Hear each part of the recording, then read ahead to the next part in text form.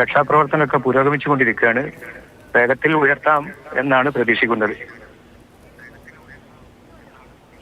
എങ്ങനെയാണ് ഇങ്ങനെ ഒരു അപകടം ഉണ്ടായത്? ലോറിയുടെ ബ്രേക്ക് നഷ്ടമായതാണ് എന്നടക്കമുള്ള പ്രതികരണങ്ങൾ നേരത്തെ നാട്ടുകാരുടെ ഭാഗത്തുണ്ടായിരുന്നു. എങ്ങനെയാണ് ഇങ്ങനെ ഒരു അപകടം ഉണ്ടായി എന്ന കാര്യത്തിൽ അങ്ങേക്ക് കൂടുതൽ വ്യക്തതയുണ്ടോ ശ്രീ ആസാദ്? അങ്ങനെ തന്നെ കേൾക്കാൻ സാധിച്ചത് ബ്രേക്ക് പോയിരുന്നു.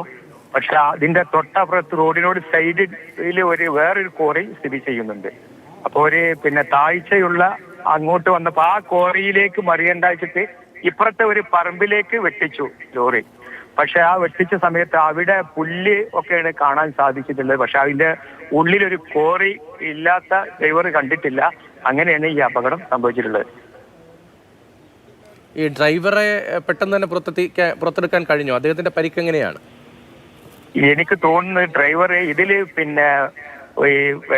ലോറി കോറിയിലേക്ക് മറിഞ്ഞപ്പോ തന്നെ ഡ്രൈവർ അതിന് ചാടി രക്ഷപ്പെട്ടിരുന്നു. അദ്ദേഹം കോറിക്കകത്ത് വീണില്ല എന്ന് കരുതാം അല്ലേ? അതെ അതെ അതെ. കോറിക്കകത്ത് ഉള്ളിൽ അകപ്പെട്ടത് ഇപ്പോ ഒരു വ്യക്തി മാത്രമാണ്. അപ്പോ അദ്ദേഹത്തെ എടുക്കാനാണ് ഇപ്പോ പെട്ടെന്ന് നോക്കുന്നത്. ഒക്കെ പുരോഗമിച്ചു കൊണ്ടിരിക്കുകയാണ്. 60 അടിയോളം താഴ്ച ഉണ്ട് വെള്ളം. പിന്നെ മുകളിലോട്ടും 60 അടിയുണ്ട്. വലിയൊരു കോറിയാണ്, കരിങ്കൽ കോറിയാണ്. പഴയ ഒരു കോറിയാണ്, പുതിയതല്ല. അല്ലെങ്കിൽ ഒരു അപകടകരമായ സ്ഥിതി അവിടെ ഉണ്ടായിരുന്നോ? നേരത്തെ ശ്രദ്ധയിൽപ്പെട്ടിരുന്നോ? അപകടം എന്ന് പറഞ്ഞാൽ ഈ കോറിയിലേക്ക് ആദ്യമായിട്ടാണ് ഇത്ര അപകടം സംഭവിക്കുന്നത്. പക്ഷെ ഇതിന്റെ അപ്പുറത്തെ മുകളിലുള്ള കോറിയിലേക്ക് അപകടം സംഭവിച്ചിട്ടുണ്ട് കുറച്ച് വർഷങ്ങൾക്ക് മുമ്പ്.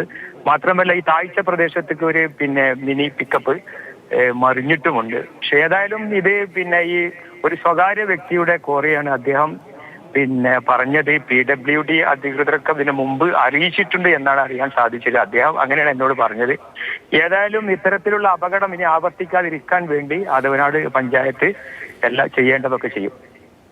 നന്ദി ശ്രീ ആസാദ്, പഞ്ചായത്ത് പ്രസിഡന്റ്, പ്രതികരിച്ചതിന്.